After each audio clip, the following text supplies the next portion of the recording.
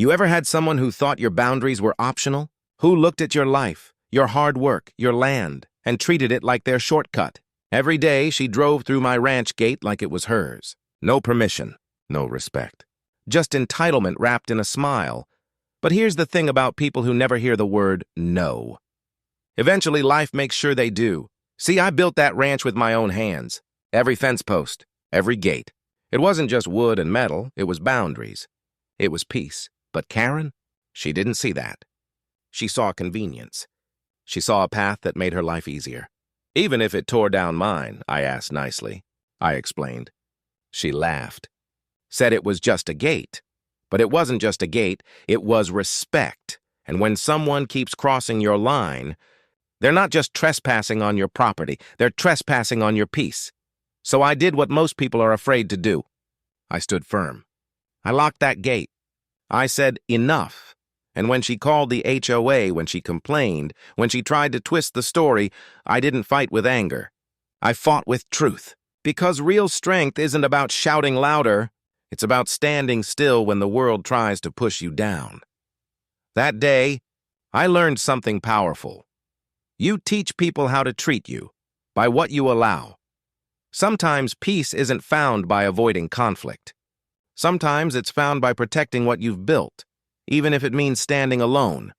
So don't be afraid to close the gate, to set the boundary, to say, this is mine, this is enough, because the moment you do, you stop living for their comfort and start living for your own peace, and that's when freedom truly begins. Boundaries define respect. It's one of those lessons life teaches you the hard way. Because the truth is, most people won't recognize your limits until you enforce them. They'll take, they'll push, they'll test how far they can go, not because they always mean harm, but because they've learned that silence means permission.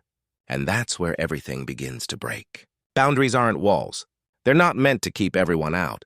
They're meant to protect what's sacred inside. Your peace, your energy, your time, your values. These are things that deserve protection. But when you let someone walk past your line without consequence, you're telling them that your comfort matters less than theirs. You're teaching them that it's okay to disregard you. Respect is never given freely. It's earned and it's maintained through clarity. The moment you define what's acceptable, you give others a chance to rise to that standard. But the moment you stay quiet when someone crosses the line, you lower the bar for how they treat you. Boundaries are not selfish. They are a form of honesty. They say, this is where I end and you begin. Without them, relationships turn into chaos, resentment builds, and peace slowly fades into exhaustion. Sometimes, setting a boundary means risking disapproval. You'll be called stubborn, cold, dramatic, especially by those who benefited from your lack of limits. But that discomfort is temporary. The peace that follows is permanent. Because people who truly respect you will adjust. They might not like it, but they'll understand. And those who refuse to respect your space were never meant to be close to it in the first place. When you start enforcing your boundaries, you'll feel guilty at first. It'll feel wrong to say no. It'll feel heavy to walk away. That's because you were trained to believe that kindness means always being available. But kindness without limits is self-destruction. You can't pour from an empty cup. You can't give endlessly without losing yourself. Boundaries are how you protect the part of you that gives. They are how you stay kind without being used.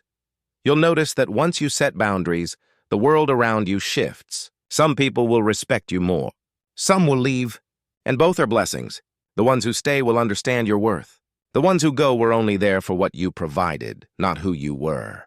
That's how boundaries act as filters. They separate the genuine from the entitled. It's not about anger or control.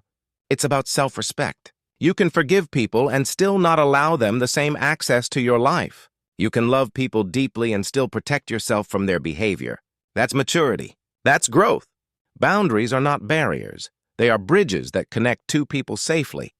They make love sustainable, respect possible, and peace real. Because when you finally realize that your limits don't push people away, they reveal who truly belongs, you'll stop apologizing for protecting yourself. Strength is standing still, not in silence, but in self-control. It's the quiet power of someone who refuses to be pulled into chaos. Most people think strength means fighting back, shouting louder, or proving a point. But real strength doesn't need to prove anything. It knows its worth. It stands calm in the storm because it understands that reaction gives power away. When you stay still, when you stay grounded, you take back control of your emotions, your decisions, your peace. That's the kind of strength that can't be faked. There will always be people who try to test your patience. They'll throw words like daggers, hoping you'll lose your balance.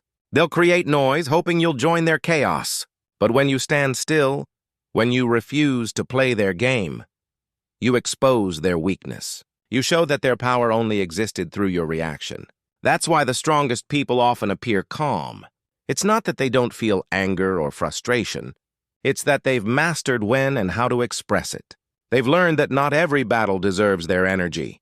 Standing still doesn't mean being passive. It means being strategic. It means knowing when to speak and when to stay silent. It's about protecting your energy from people who thrive on conflict. The loudest person in the room is rarely the strongest, because true power doesn't shout. It resonates. It moves through quiet confidence, not noise. And in that stillness, you gain clarity. You start to see who is trying to control you through emotion, who is trying to pull you out of alignment.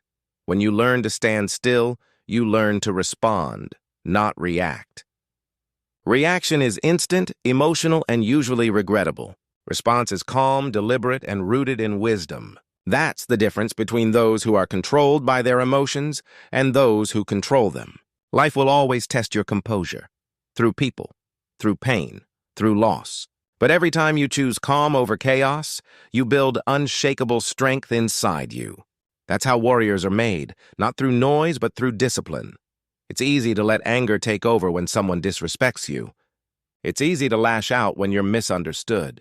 But it takes a different kind of courage to stand still and let the truth do the work. Sometimes silence speaks louder than words ever could. Sometimes walking away is louder than shouting back. That stillness, that restraint, is not weakness. It's power disguised as peace. The world respects those who don't bend under pressure. Because while everyone else is reacting, the one who stands still is watching, learning, and deciding with intention. You don't lose anything by staying calm. You gain control over everything that matters. That's where true confidence comes from. It's not in dominance, it's in discipline. It's not in noise, it's in presence. And once you learn to hold that ground, no one can take your power again. Protect your peace, because once it's gone, everything else starts to crumble. Peace isn't found in the absence of problems. It's found in how you handle them. It's the quiet space between what happens to you and how you choose to respond. Most people spend their lives chasing success, love, validation, or control, but forget that none of it means anything if their mind isn't calm. Peace is the foundation that holds everything together. Without it, even blessings start to feel like burdens. Protecting your peace means learning to walk away from things that drain you no matter how much you care. It means saying no without guilt, and not explaining your every decision just to make others comfortable. It's understanding that not everyone deserves access to your mind, your emotions, or your time.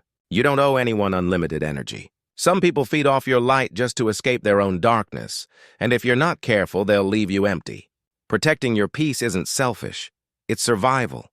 There will always be people who test your patience, try to pull you into arguments, or make you question your worth. But the moment you let their noise inside your mind, you hand them control. Protecting your peace means stepping back and realizing that not every insult deserves a reaction, not every battle deserves your attention, and not every person deserves your explanation.